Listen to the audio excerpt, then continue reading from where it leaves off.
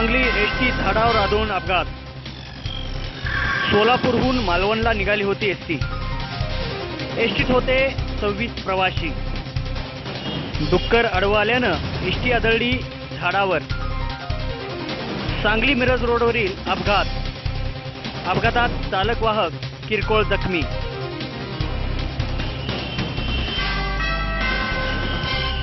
सांगलीत एसटी झाडावर आदळली आहे।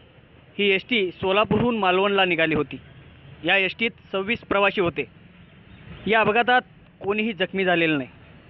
आज सकाळी सोलापूरहून मालवणला 26 प्रवासी घेऊन एसटी निघाली होती।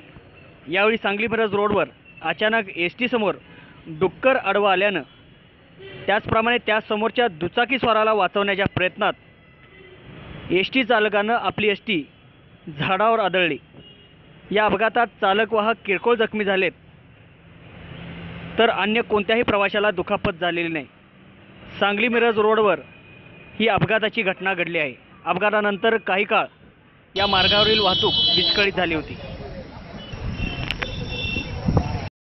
वाली माझ्या गाडी समोर पडल्यामुळे मला इकडे घ्यावं लागलं गाडी। किती प्रवास होती काय गाडीत? 20 ते 25 होते। कोणाला काय? तुमचं नाव काय? प्रवीण माडकर।